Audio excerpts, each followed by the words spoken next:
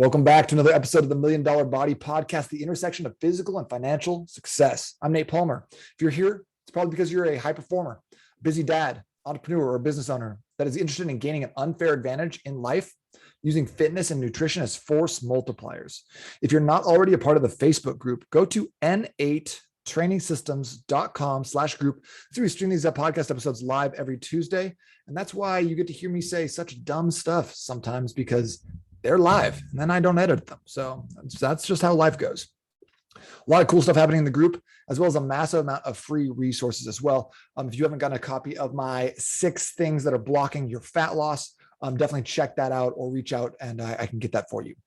Again, go to n8trainingsystems.com/group to join us there. If you're already in the group watching it live, super excited to have you, because we're going to be talking today about the 8 top myths that are keeping dads and men from getting rid of the dad bod. Okay, so I want to talk through the 8 excuses, limiting beliefs, and myths that I hear all the time. We'll talk about when these are appropriate and what is the solution to getting around these if you've ever felt this way. Before we get started, one of the things we love to do is give a shout out to the people accomplishing big things in the Million Dollar Body community. I want to give a shout out to Jen Swanson, Jen Garrett right now, who are crushing the Million Dollar Body Jumpstart. They're each down 5 or 6 pounds and absolutely getting after it. Also, Casey McCoy, absolutely crushing it. Dropped about 10 pounds in his first week and can gain some great tools to keep rocking and rolling, even after going on vacation, having a boys' weekend. So, got to just say, you guys are killing it. I love seeing your progress. Keep it going. So, the 8 top myths, limiting beliefs, and general falsehoods about getting lean for life, ditching the dad bod. And then here's how to overcome them as well. Now, I've been working as a personal trainer since about 2008. And I've had the opportunity to do a lot of sales calls, I guess, sales presentations, like strategy calls, strategy sessions, like initial workouts. When you're a personal trainer at a gym, what they do is they always call up new members and they go, hey, like, you get a free workout with so-and-so. And what they do is you go in, and generally the game plan is this. They go, all right, give them a couple hard exercises and then talk to them about your personal training package. So the goal is to be like, here's the areas where you're deficient, and here's what we can offer you.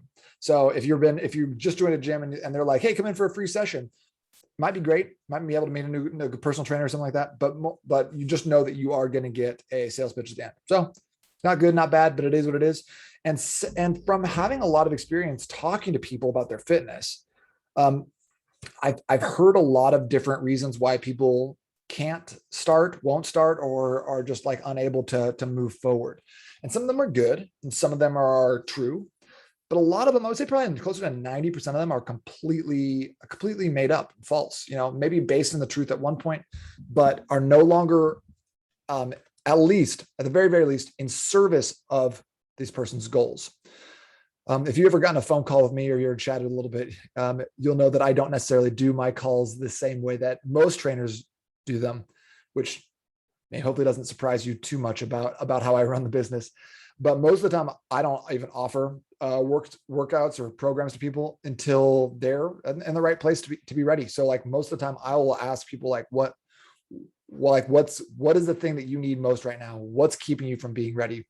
And actually just see, like, making sure that people are in the right spot physically, mentally to start rocking and rolling. Because if you're holding on to a lot of these limiting beliefs, it's very difficult to put yourself in the driver's seat. So one of the easy ways to do that is by like getting a coach, working with someone, hiring someone out, getting a personal trainer, something like that. Those are some great ways to overcome limiting beliefs, because I firmly believe that action supersedes mental blockages, limiting beliefs.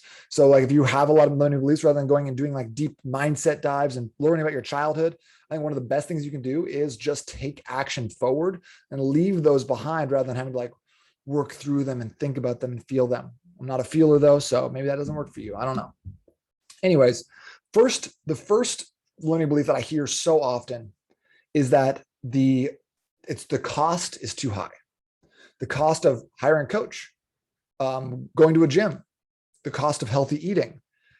And really what it comes down to is this is a scarcity mentality. This is a mentality of that, like, if I shell out money for something, shell out time, go through with a new system or add something to my life, then I'm losing out on something else. So a lot of times this comes from scarcity. This comes from FOMO. This comes from like not wanting to commit because you don't know what else is out there. And there's another one or two objections that kind of fall into the same category. So an easy way to get around this is simply by reframing the cost, right? Because I think that if people think that like, okay, I went out and I bought a car and it was $800, really cheap, right? Like not like a great deal for a car, especially now. And so the price of the car was $800. But then like after 2 months, that car broke down on the side of the road. So I had to go get a tow truck. And then I was late for work. I got fired from work. And then the car wasn't safe. So the airbag didn't deploy. So the price of the car was $800. But what was the cost of the car? Time, energy, mental issues, like general anguish, feeling bad, maybe the safety of yourself, your family, your kids. So like in that case, like the cost is different from the price. So like when you think about hiring a coach or a personal trainer, maybe their sticker price is, X. But what's the cost?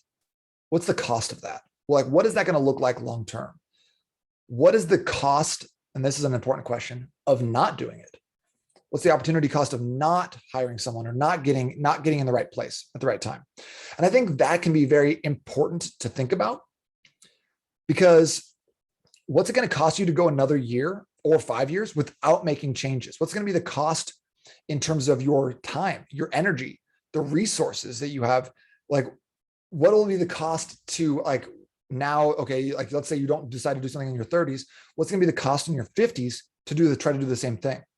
Probably an exponential increase, both in time, in resources, in like mentality and energy.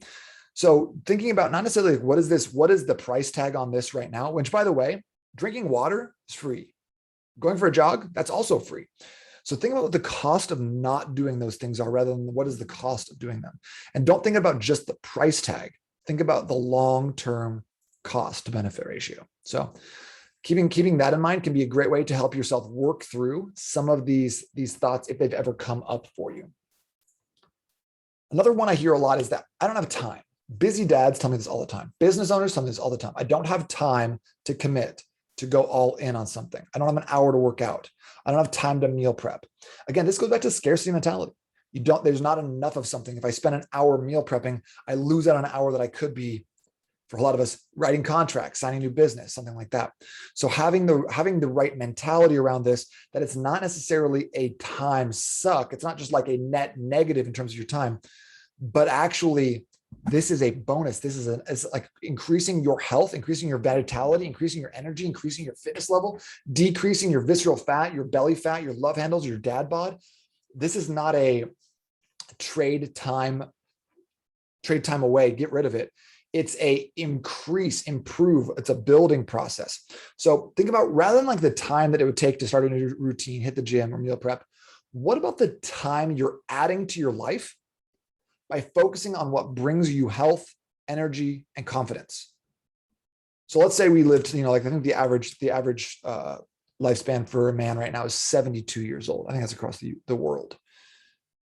So rather than spending the last 4, 5, 6 years of your life feeling sick, low energy, not really able to do much, how much time and life are you adding to those last years by focusing on your fitness right now, 30 years, 20 years beforehand? Instead of thinking about what's the time that I'm losing, what are the time that I'm gaining from focusing on this? So switch that question around, okay? Because especially when you have a scarcity mentality around this, I'm not saying like unpacking and eliminating a scarcity mentality is outside of the scope of this podcast, and definitely outside of the scope of just a single episode. So rather than like changing your entire mindset, ask a different question, ask a better question, ask a question that points you at the goals that you've set for yourself. Number 3 is the fear. It's the fear of failure. It's the fear of not being successful again. The fear of what if I'm not good enough? Fear of why haven't I been able to do this so far?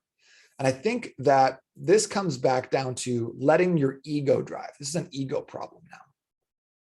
After about age 25, something really weird happens to men is we start being really afraid of failure. We don't want to be associated with not being successful, trying something new. And this is something that happened to me the other day. I was like hanging out with some friends and they were all like, let's play pool. And I'm not a great pool player. It's not like I've never played before, but like, I'm just not good at it. So I don't feel comfortable, like confident doing it. And I was like, no, I don't want to play pool. And then I really thought about it and I was like, why not? And I was like, am I afraid of looking foolish? Am I afraid of not being good because I think that like a value of mine is being proficient at being good at stuff and like wanting people to think I'm smart? And I was like, yeah, that's what it's coming down to for me. Why do I not want to go do this like thing with my friends that they want to do and just like shoot the shit and have fun? It's because I'm afraid. I'm scared. I'm skirt. And I think that if we're honest with ourselves, a lot of times this is the final like hindering, like the block. So we come up with all sorts of excuses. No time. Oh no, it's too much cost. Oh, I got to check with my spouse, that sort of thing. But at the end of the day, we're afraid.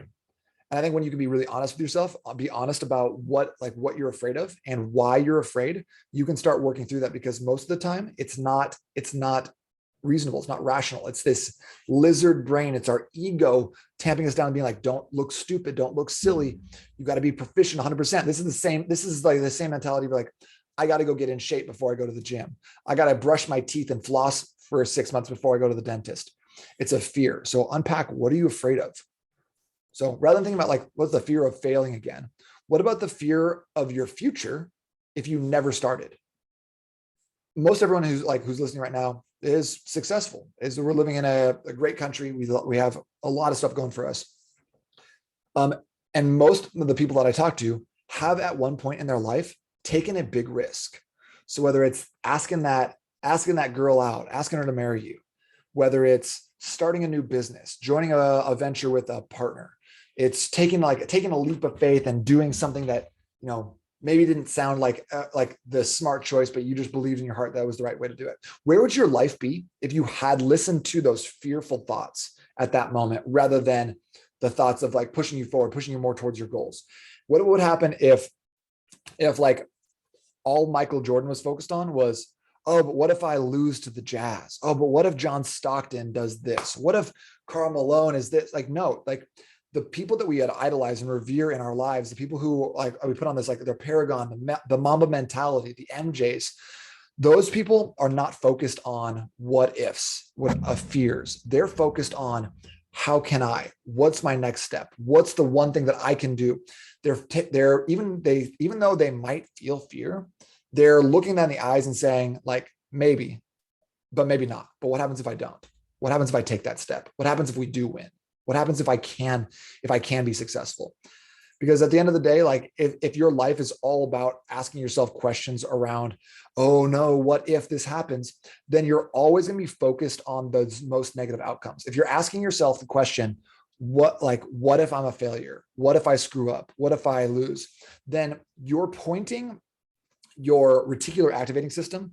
That's a part of your brain that helps you look for answers, conclusions, and like forward momentum. You're pointing that at negative responses. It's basically like praying for things you don't want to happen, worrying, fear-based responses. So switch your mentality. What's going to happen if you don't take this step? What would your life look like if you hadn't taken that risk?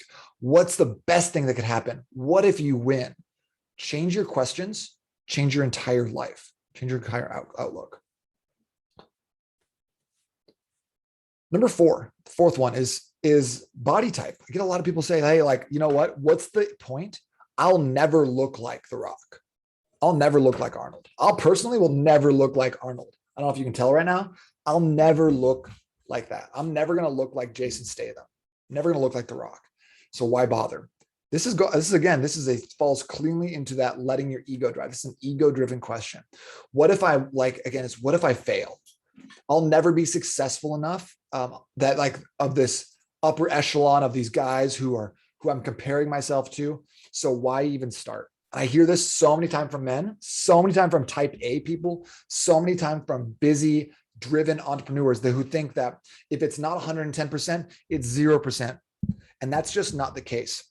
It's not the case with building a business. It's not the case with building your fitness. It's not the case with building a family. Most of the time, 80% done consistently over and over and over and over and over and over again is what gets you the results. Not 100% for a week, not 100% for 5 days, perfect eating, that sort of thing, and then falling completely off. Because if you're constantly holding yourself to it's either 100% or it's nothing, then your average, like let's be real generous here and say that it's 50-50, which it's not. Your average is going to be 50% rather than I'm holding it. If I have clients who are hitting 80% over and over and over again, their average is 80%. They're doing great. Maybe they're not perfect. Maybe they're not eating kale. Maybe they're not logging their food all the time. Maybe they're having desserts or drinking beers on the weekend or going out and hang out with friends. But I'd much rather have that than the people who have to be perfect or else completely implode. The letting your ego drive and having the body type mentality, it's born out of a disordered relationship with your body and an all or nothing mentality. So the fix here is accept that there are things more important than looking like the guy in the magazine, because the guy in the magazine doesn't even look like the guy in the magazine. He looks like an airbrush version, tanned and airbrush version of that. So energy is better than scale weight. Progress is better than perfection. And you can't lose if you don't quit, because no matter where you end up in 1 year of trying and working and building, it's going to be an improvement on your current situation because you've been putting in that time to improve yourself. So no matter if you don't look like Arnold in a year, no matter if you're not having like a chiseled six pack, you're still going to be doing better. So if that's the case, if you can do a little bit better every single day, then why wouldn't you? If you are investing 50, 60 bucks a month into your IRA, and you look at your account and you don't have $100,000 in there, is it worth throwing all that money away and stop investing? No, everyone knows that's a stupid idea.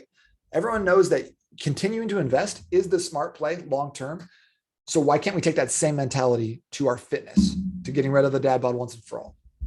80%, and then just let your body turn it into what it will. You'll always be a better version of your previous self. You know, I'm not going to look like Arnold, but that's okay. I can look like I can look like the best version of Nate Palmer, and that works. Number 5 is I need to check with someone else. I need to check with someone else on this. I need to check with my spouse. I got to talk to my wife about this. And on one hand, like there's some validity here. I don't know about you guys, but my wife and I have a deal where if we're spending over a certain amount of money, we check with each other before we spend that money, you know? So maybe that's $100, maybe it's $200, maybe it's $1,000, depending on who you are, what your values are. But I think that's very reasonable. The thing that I want to be very careful of, because I think that we can fall into this trap, and especially as trainers, to be like, oh yeah, go check with your spouse, go check with your spouse. But we're not addressing the underlying issue in a lot of places. It's that you don't have an internal locus of control. Your locus of control, the perception of where the control is coming from in your life is outside of yourself. So, but just to determine that, figure out when you got to work late today, when you missed a phone call with someone, whose fault was that? Internal locus of control says that's on me. I didn't check the traffic. I could have chosen a better way. I missed my appointment. I didn't look at my calendar. I didn't have enough alarm set. External locus of control says, oh no, there's a traffic accident. Couldn't be helped. Oh, I just my phone didn't ring. My phone was in the other room. Couldn't be helped. So looking at those things, this is more important than your spouse or not your spouse being involved. It's who is in control in your life. External, your environment, or is it internal? Jocko Willink has that extreme ownership. The buck stops with him. The buck stops with me. And then if we want success in our life, our business, our families, we need to be taking control and taking accountability and responsibility for all the things that happen to us, even things that don't seem like they're our fault, car accidents and stuff like that. Because at the end of the day, you could have chosen a different route. So it's always on us.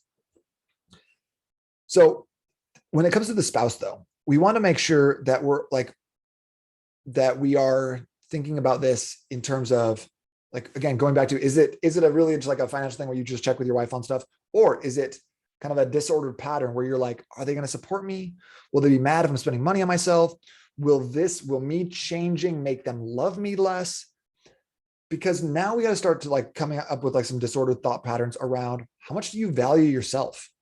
Do you need approval of someone else to improve your state? Are you afraid that someone else is going to see you trying to improve yourself and sabotage that? Are you worried that this is going to bring up uncomfortable conversations in a comfortable relationship where you guys have both been coasting? Because this is the more insidious issue. If you've been coasting, if your relationship is built on takeout and Netflix, and you know that improving yourself is going to bring up uncomfortable conversations and force you guys to take a good look in the mirror and take a hard look at yourselves, then that is a conversation that you need to move into. That is an uncomfortable, difficult, challenging relationship conversation that needs to be had sooner rather than later. So to fix this, analyze this, where this is coming from. Do you is it a rule that you guys have? Great. Chat, be honest. Is it about creating, not creating friction, not rocking the boat? What's behind that? Is your relationship only based on comfort and coexisting? Or are you okay challenging your partner in a way that is going to be like, hey, we're both leveling up in this way? Are you guys leveling up together, or are you guys both dragging each other down? Is it crabs in a bucket? Or are you being that person that's helping your spouse become all that he or she can be? That's important. That's an important conversation to have. And maybe you don't need to have that today, but it is worth thinking about. If you've ever thought that, I just need to check my spouse. Oh, she didn't want me to. He didn't want me to. What's up with that? Figure that out. Number six. The number 6 reason I hear from a lot of guys is, hey, my metabolism's decreased. I'm not gonna be able to do it. I'm not gonna be able to do this fast. This is 2 things. Number 1, it's that all or nothing mentality. I'm not gonna be able to get this done in a month, 30 days, so it's not worth doing. It's also bad information. A lot of us are, if you're listening to this, you're like, oh, your metabolism doesn't decrease, up until you hit a certain age. You're probably right about that. But more so than bad info, this is actually, again, going back to an external locus of control. My metabolism is out of my control. Who knows what's happening to it? Metabolism, it's basically magic. I can't control it. Not going to work for me. So number 1, metabolism doesn't decrease like everyone thinks. Oh, I turned 30. My metabolism shit the bed. My metabolism hit with the brick wall. My metabolism just crashed. It did not. It did not crash. Here's what happened.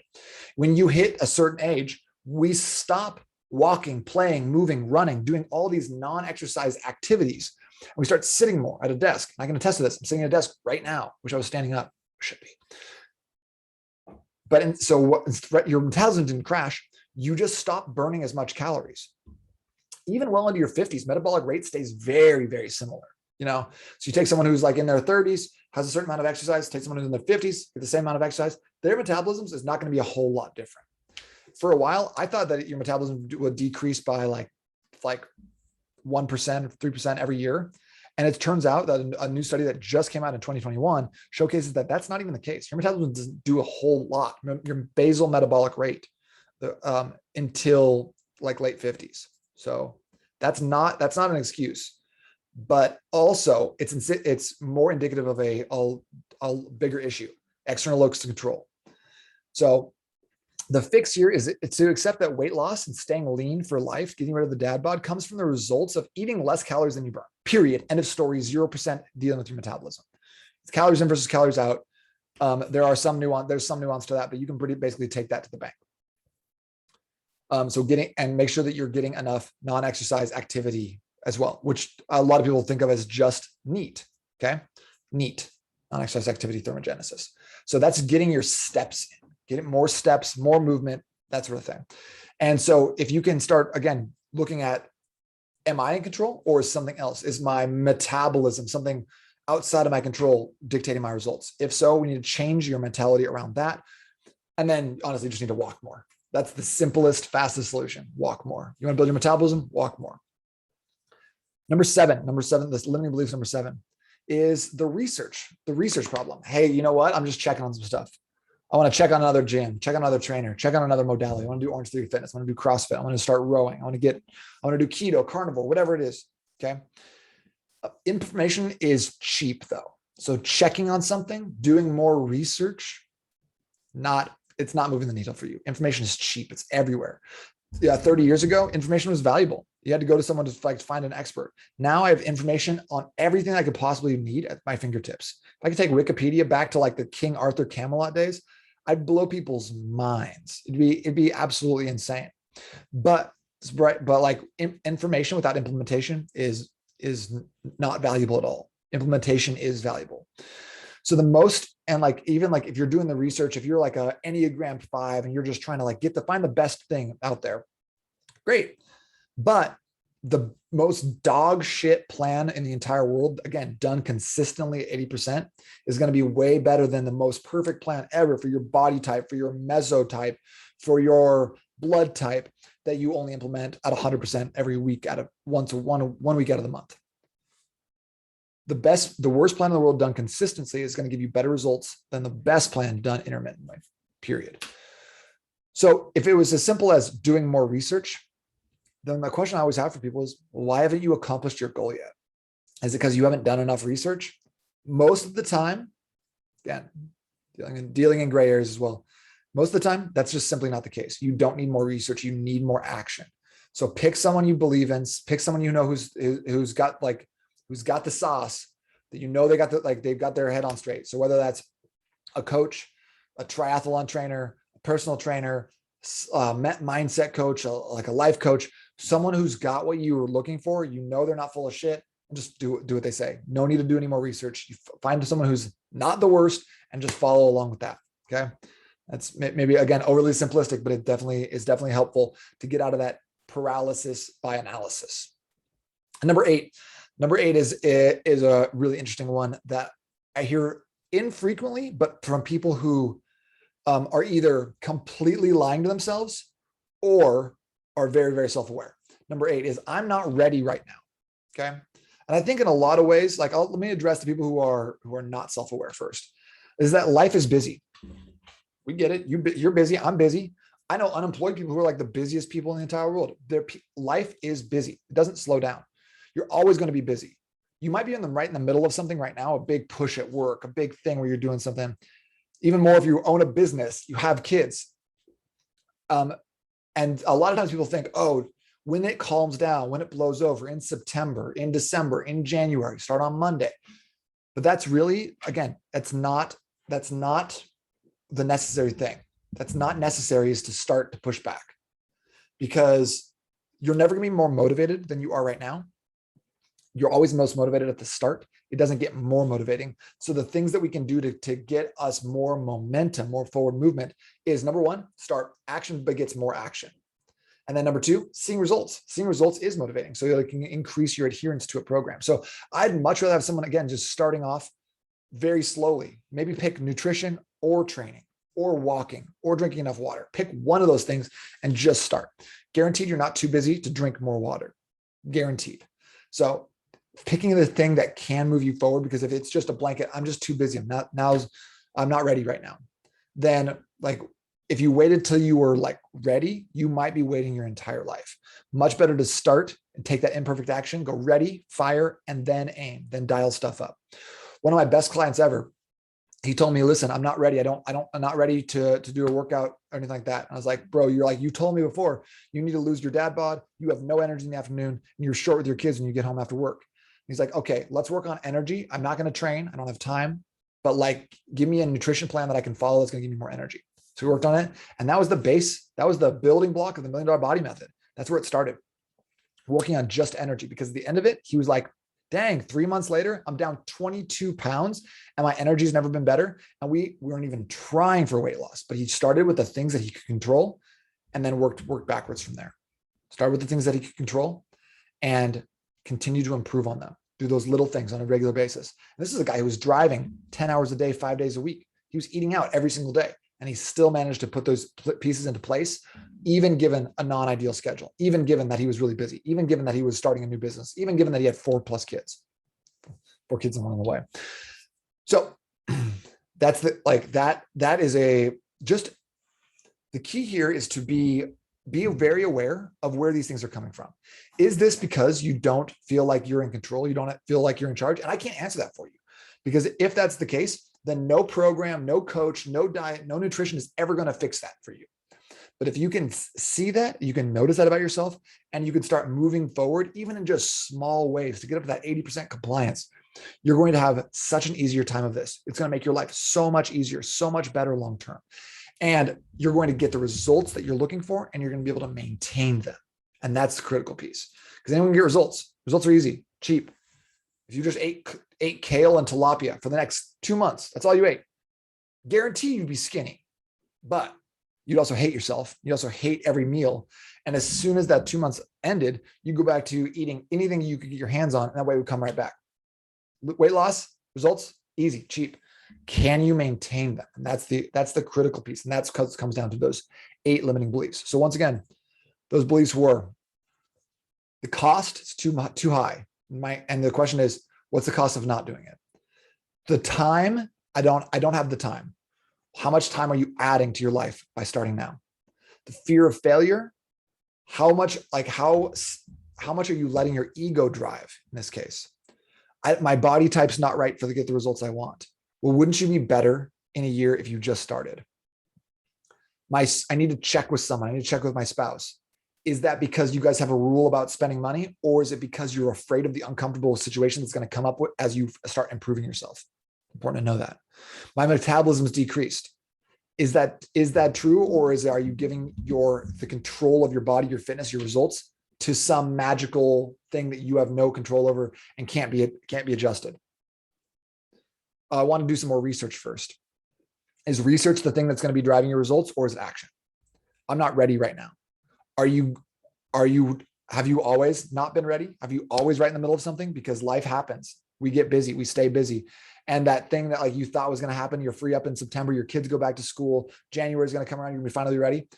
When you get to that point, you're not going to be ready either. So shit or get off the pot. Start working on something right now, because it doesn't have to be all or nothing. That's the biggest thing that I see people, high performers, entrepreneurs struggle with all the time, is they think it has to be 100% or 0%. And that's not the case. Start slow, build up, continue to improve, and make sure that you address these issues and get to the heart of them. Okay. Get to the heart of the matter, because a lot of times this is not the sexy stuff, the Bulgarian split squats and the keto jelly or whatever it is. It's the little mindset pieces and the questions we have with the conversations we have with ourselves laying in bed at night. If this has been helpful for you guys at all, I really appreciate it if you leave me a review, download this, take a picture of it on your phone, post it on social media. I always love to repost those. If there's any questions that I can help answer for you right now, I'd love to do so. So there's 2 ways I can help you drop the dad bod and lose weight right now. Number 1 is join the group. Join the free group. Go to n8trainingsystems.com/group to join us there. Got a lot of free resources, a lot of really cool stuff happening in the group. And number 2 is grab my book. Once you join the group, just drop me a note that says, hey, put it in one of the questions I asked you when you first joined, just say book, and I will set you up with that. Let me know if there's any other ways that I can help you out. Shoot me an email, nate@n8trainingsystems.com. And I would love to hear more from what's going on with you guys. Have a great day. I'll talk to you very soon. Bye.